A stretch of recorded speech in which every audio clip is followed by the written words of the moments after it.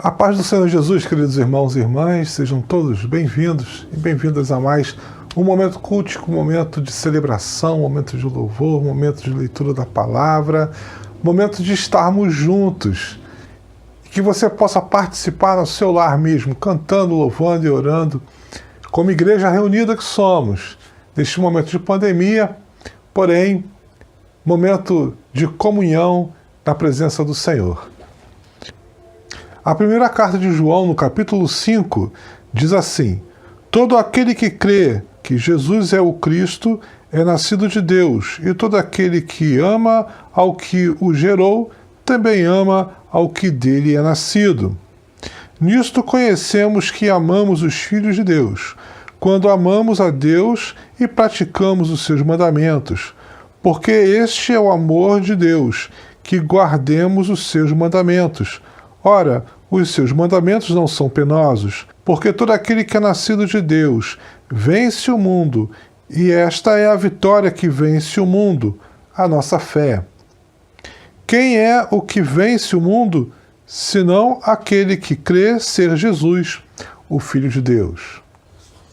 O apóstolo João é conhecido como o apóstolo do amor, e em suas cartas ele chama a igreja de filhinhos. Tal é o carinho que ele tem para com a sua igreja, a preocupação. Por isso, nesse texto, ele se refere aos irmãos dizendo sobre a fé que vence o mundo.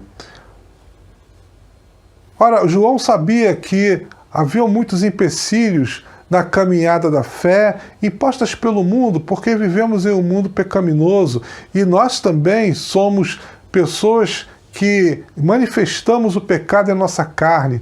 Mas o apóstolo João, ele nos diz que temos como vencer o mundo, temos como vencer o pecado, e para que isso aconteça é importante nós estarmos de olhos atentos, ouvidos abertos e a palavra de Deus colocada em nossos corações, crendo verdadeiramente que Jesus é o Cristo, Filho de Deus, e assim, se nós também caminharmos nessa mesma fé, teremos o mesmo conhecimento de Jesus e plena condição de enfrentar este mundo e viver uma vida de fé, uma vida de vitória diante de um mundo tão sedento de Deus, sendo cada um de nós instrumentos também para abençoar esse mundo. Convido a você que feche seus olhos e tenha essa oração comigo nesse momento de abertura de culto. Pai amado, muito obrigado, Senhor Deus, porque a Tua palavra nos fortalece e a preocupação de João em vencermos o mundo é a mesma preocupação que nós temos.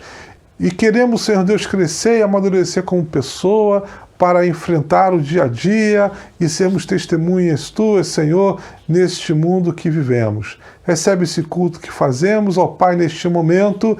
Dá-nos a graça, Senhor Deus, de ouvir a Tua palavra e crescermos mais ainda, Senhor.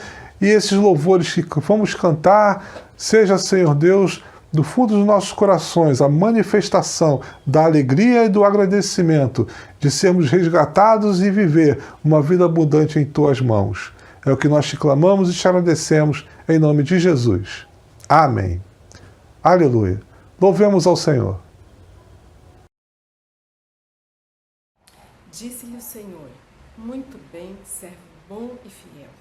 Foste fiel no pouco, sobre o muito te colocarei. Entra no gozo do teu Senhor. Mateus 25, 21.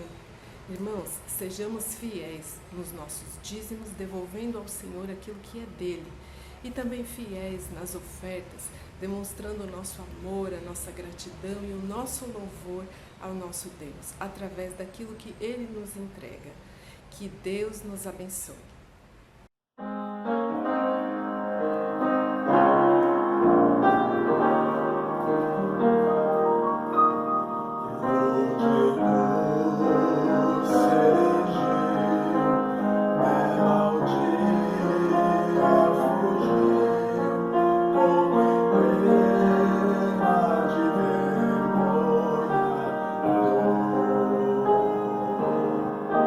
Mas contém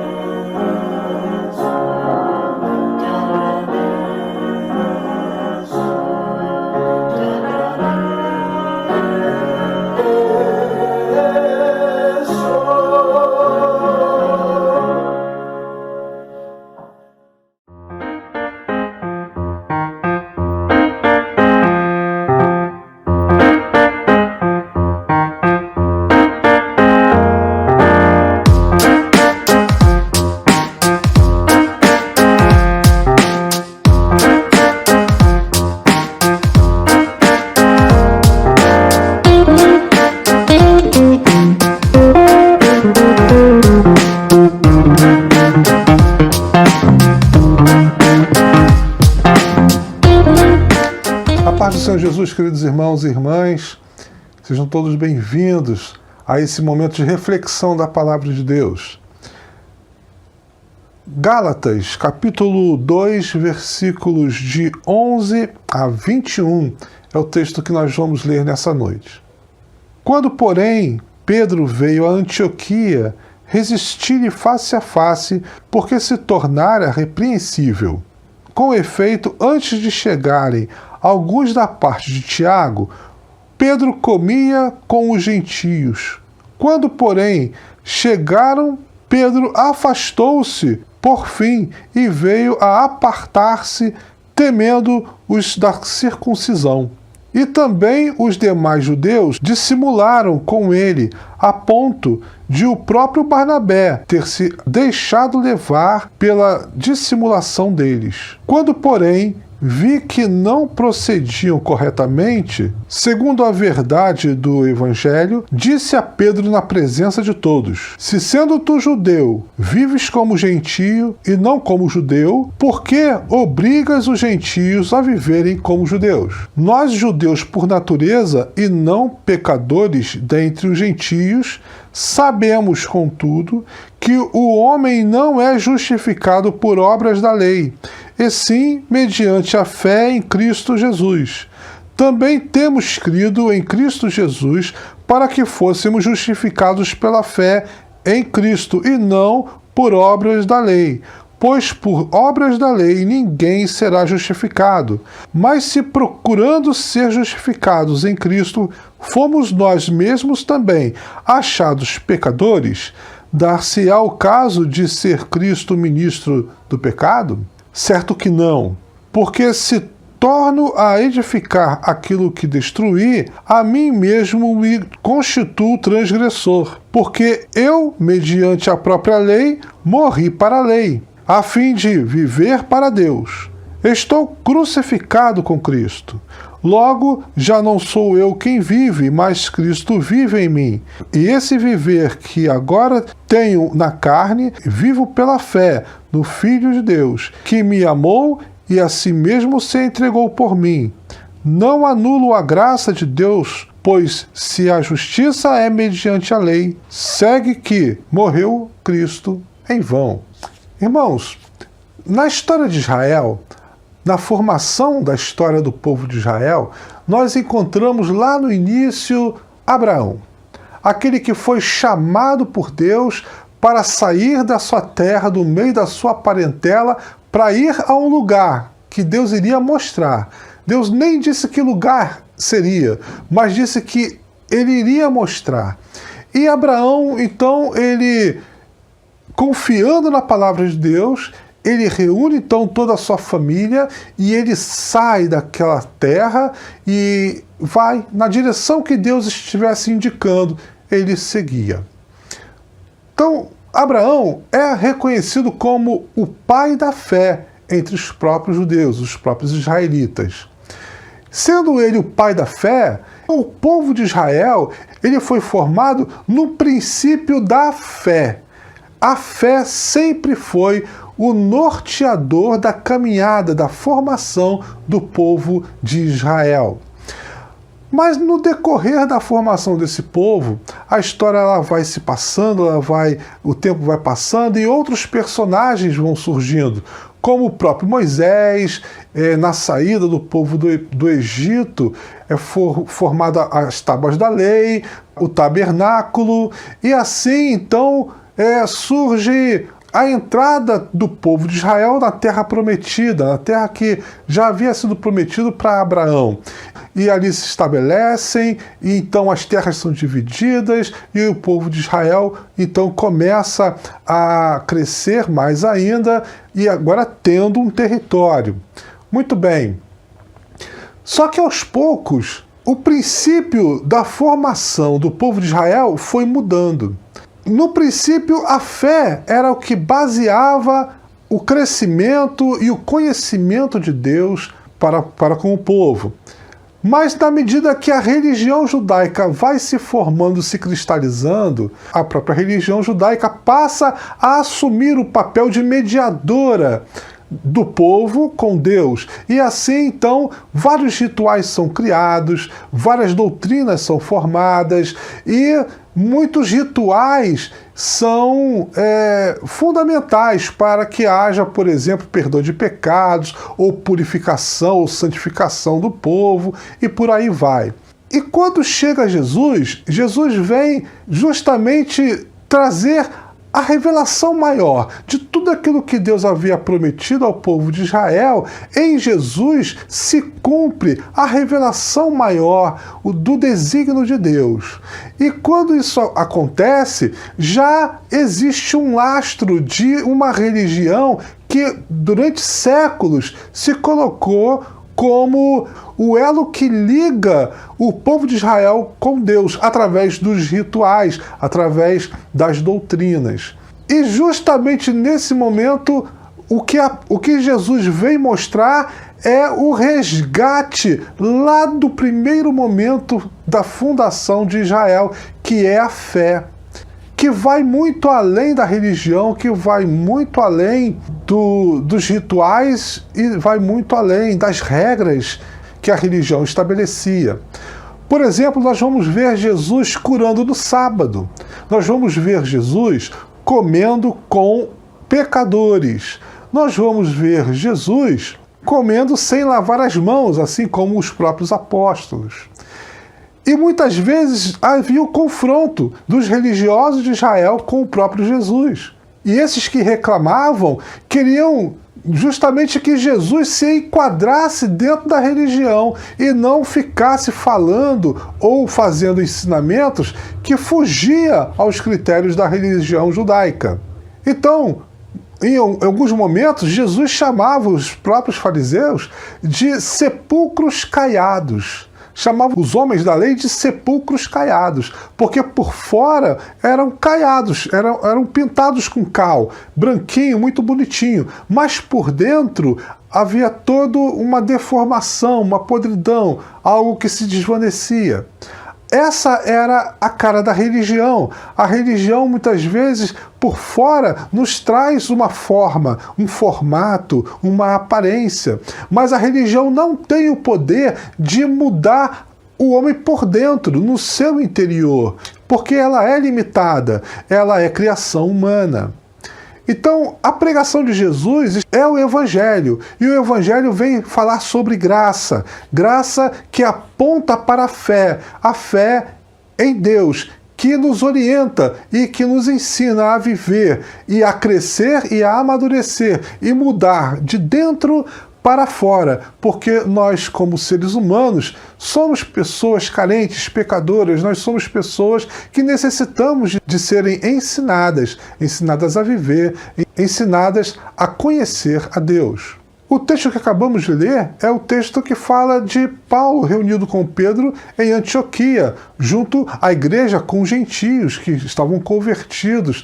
E ali ele relata momentos onde estavam tudo bem, era um momento de confraternização, um momento de comunhão, quando Paulo e Pedro conversavam e comiam junto com os gentios e dividiam as suas experiências, e assim eles estavam num convívio harmônico com a igreja. Mas eles estavam esperando Tiago, junto com outros judeus que viriam de Jerusalém.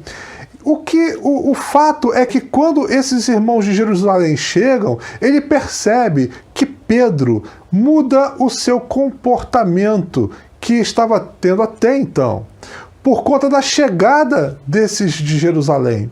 E é bom lembrar, irmãos, que Pedro, em Atos 5, teve uma visão. E nessa visão, ele via um lençol que descia do céu, preso pelas 4 pontas. Dentro desse lençol haviam vários animais que um judeu não poderia comer, não poderia usar para se alimentar. Mas uma voz vinda do alto dizia para Pedro: Pedro, mata e come.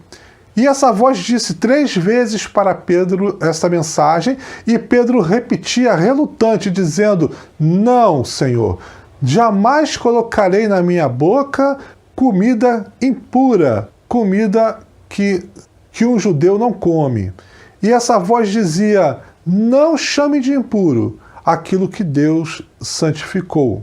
Esse é o momento que Pedro estava sendo chamado para ir até a casa de Cornélio, um centurião romano, para pregar o evangelho, porque esse centurião estava orando a Deus e pedindo a Deus orientação, conhecimento.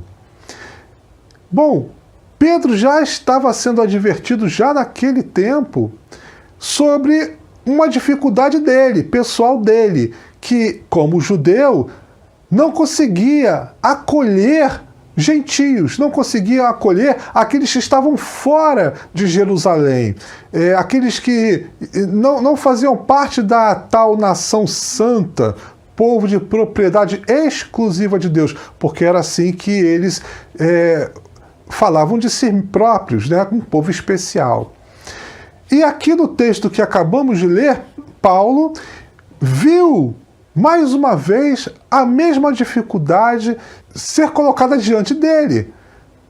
Pedro mudou a forma de agir com os irmãos por conta da chegada dos irmãos de Jerusalém.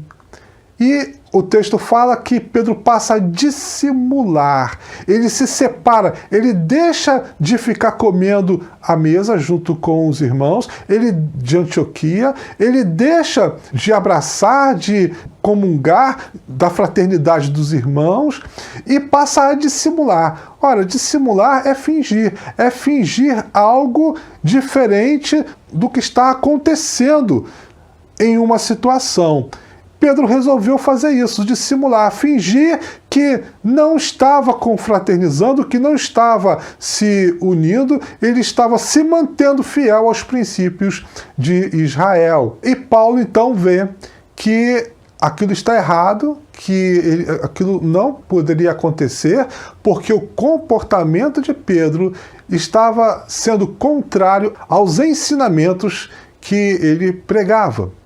Então Paulo não teve outra alternativa, ele teve que intervir. E o texto fala que Paulo então chama a atenção de Pedro na frente de todos.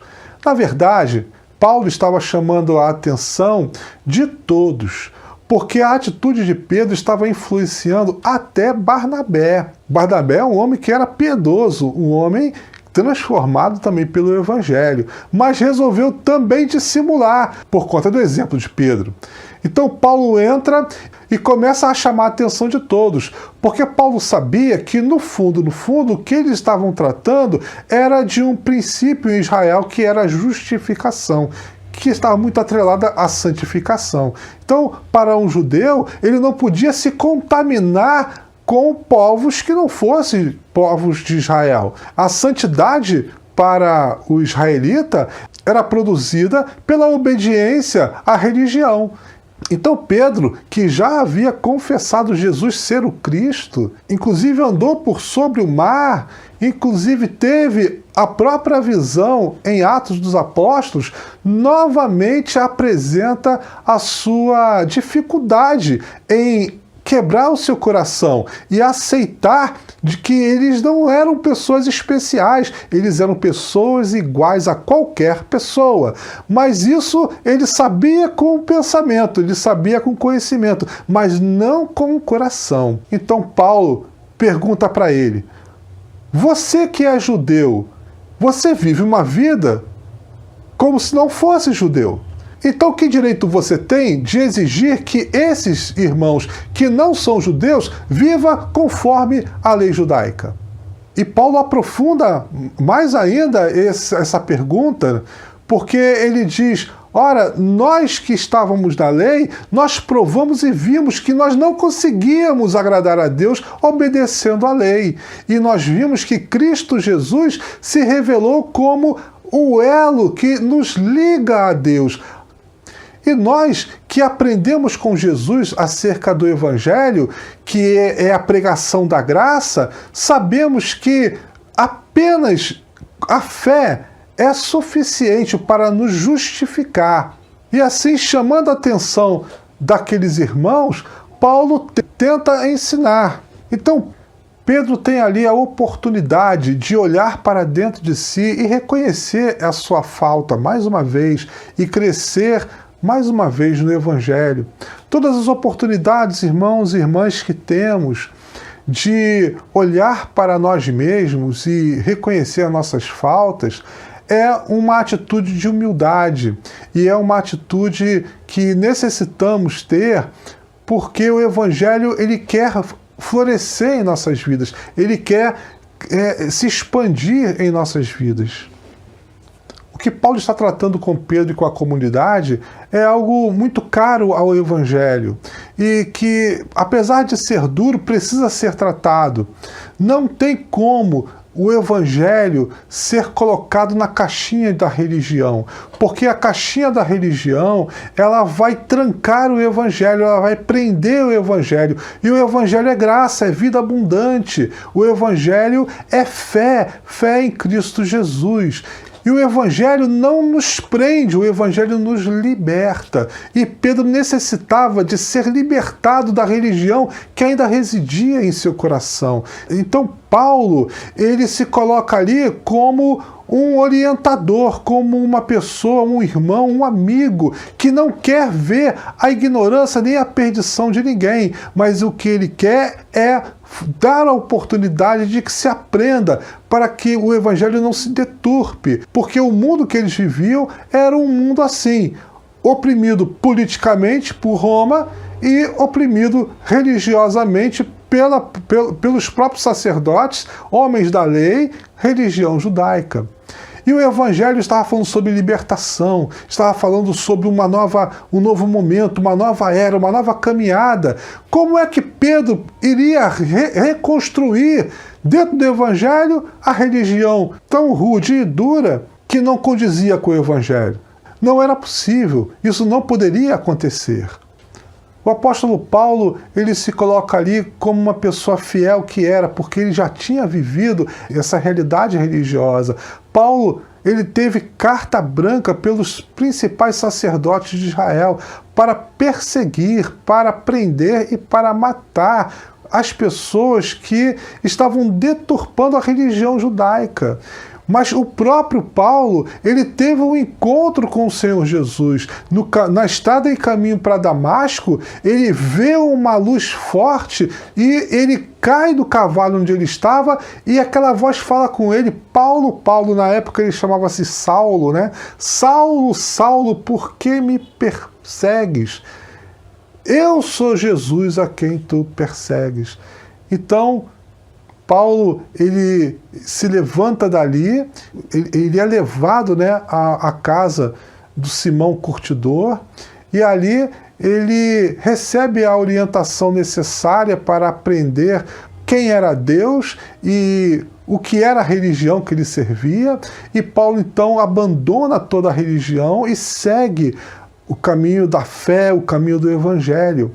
Então Paulo, ele sabia muito bem que estrada era aquela que Pedro estava trilhando, que ainda não tinha largado completamente, ainda residia no coração de Pedro. Mas Pedro precisava também, assim como Paulo fez, abandonar aquela vida de religiosidade, vida que segrega, vida que classifica, que julga, vida que se coloca como especial, como se ele fosse uma pessoa melhor do que outras pessoas. Muitas vezes, irmãos, nos dias de hoje, nos deparamos com a caminhada da igreja nessa mesma vertente. Porque, no fundo, a igreja ela é chamada para ser testemunha de Deus, da ação de Deus neste mundo. O Evangelho, irmãos, ele, nos dias de hoje, também precisa caminhar na mesma vertente, na vertente da fé em Cristo Jesus. Em Cristo Jesus, tudo se tornou novo, a mensagem se tornou nítida, declarada, e a mensagem é de fé, fé em Deus, fé no Evangelho, fé em Cristo Jesus, para que a nossa vida, então, vença as barreiras e possamos ser homens e mulheres que vivem segundo os ensinamentos de Deus. A tolerância, o amor, o domínio próprio, tudo isso faz parte da graça de Deus, manifesta através do Espírito Santo e que constitui a nossa vida. Portanto, Nós, como comunidade de amigos e irmãos, precisamos viver na dimensão profunda que esse Evangelho quer nos trazer. Nós estamos vivendo em um momento de pandemia que está provocando exatamente esse mesmo ponto. Muitas vezes nós reclamamos, não podemos ir à igreja, a igreja está fechada, o povo precisa ir à igreja. Irmãos, nós não precisamos ir à igreja, nós precisamos ser a igreja. O templo nada mais é do que um templo, um lugar que construímos e ali nós nos reunimos, mas Deus não está no templo. Mas Deus não escuta a oração do templo. Deus não escuta o louvor do templo. Deus escuta o louvor da igreja. A igreja sou eu, é você, onde estivermos. Mas muitas vezes, irmãos, nós somos levados lá no templo a ficar olhando para o velho Israel e tentar remontar a religião de Israel. Por exemplo, você sabe o que simboliza o shofar no Evangelho? Você sabe o que simboliza o candelabro de 7 braços no Evangelho? Você sabe o que simboliza a mesa da propiciação no Evangelho? Significa nada, irmãos. Tudo isso são rudimentos passados que ficaram lá atrás no Velho Testamento. Agora, nós buscamos a Deus, como disse Jesus, em espírito e em verdade. Nós somos sal da terra e luz do mundo. Então, irmãos, nós não vivemos de simbolismos, nós vivemos da prática, do realismo. Cristo habita em mim. Cristo habita em você. Então, onde nós estivermos, onde abrirmos a nossa boca, Deus estará presente. Não foi isso que Jesus ensinou? Onde tiver 2 ou 3 reunidos, ali também estarei. Por quê? Porque agora, irmãos, nós estamos libertos, estamos além do templo. Então, esse momento de pandemia quer também nos ensinar a verdade do Evangelho, a verdade desse Evangelho que não é preso nas 4 paredes, ele está espalhado por todo o mundo. Então, irmãos, é importante passarmos por esse momento vitoriosos, pensando que algo Deus está nos ensinando. Estarmos no templo, ele tem um lado muito bom, que é a reunião da comunidade, né? A comunidade de fé. Estarmos em comunidade de fé é muito importante, porque ali nós temos nossos amigos, nós vemos nossas crianças se divertindo, brincando, podemos trocar as experiências, reunir os homens, por exemplo, as mulheres, as crianças, os adolescentes, a juventude. É muito bom e é muito importante. Mas a nossa vida cristã, irmãos, não pode ser reduzida à religiosidade de templo. Não pode. Ela precisa ir além, perpassar. Nós não somos pessoas melhores porque sabemos mais. Ao contrário, nós somos pessoas mais responsáveis porque sabemos mais. Então, nós temos que amar mais, nós temos que abraçar mais, acolher mais, nós temos condições de suportar mais, nós somos pessoas amadurecidas, ou seja, capazes de caminhar a 2ª milha, a 2ª légua, com todos aqueles que se colocarem em nosso caminho, ainda que se porte como um adversário. O que Paulo está dizendo para Pedro é exatamente essa realidade. Pedro, sai da infância da fé, Pedro, vem para a maturidade da fé, Pedro, porque o Evangelho, ele está além da religiosidade israelita, ele está muito além. O Evangelho, ele está nos libertando para este mundo. Esse mundo, sim, povo escolhido de Deus, povos do mundo, povo de propriedade exclusiva de Deus, povos do mundo, povo que chama pelo nome de Deus.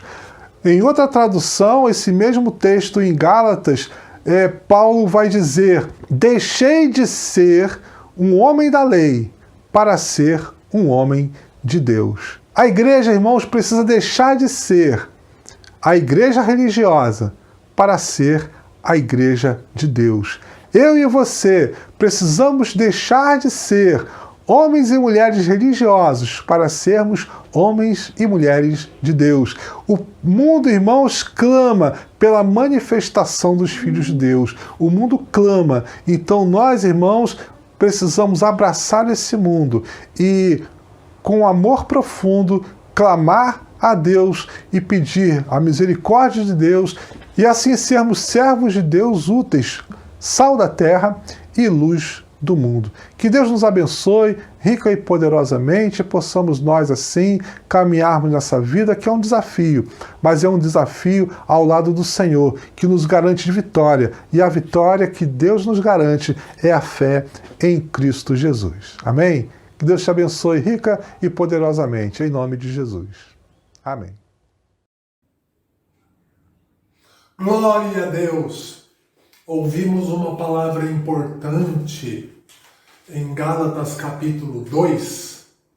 Creio que foi uma palavra definitiva e essencial sobre a religiosidade em contraposição à verdadeira fé. É a fé que nos salva, a graça do Senhor se manifesta para salvar e abençoar a vida humana, e ela não se manifesta por atos religiosos, por rituais, por maneiras que a pessoa acha que está pagando a graça. Graça não se paga, ela é gratuita. Glória a Deus, porque Jesus, de dentro para fora, nos transforma. A nossa igreja, em concordância com esse clima que vivemos, ainda não abre presencialmente. Então acompanhe nossas lives, como tivemos hoje. Amanhã cedinho, 10 horas, uma meditação breve. Terça-feira, nosso culto, 19h30. Quinta-feira, 19h30, com a Letícia Lasmar. Que Deus nos abençoe, que cresçamos na graça, na verdadeira fé, no nosso Salvador e Senhor. Amém. Recebamos a bênção. Que a graça do nosso Senhor e Salvador Jesus Cristo, que o amor de Deus Pai Todo-Poderoso, Criador dos céus e da terra, e as consolações do Espírito Santo, seja derramada sobre as nossas vidas e assim sobre nós permaneça, não somente agora, mas para todo sempre, em nome de Cristo Jesus. Amém. Amém. Ótima semana para você. Deus te abençoe.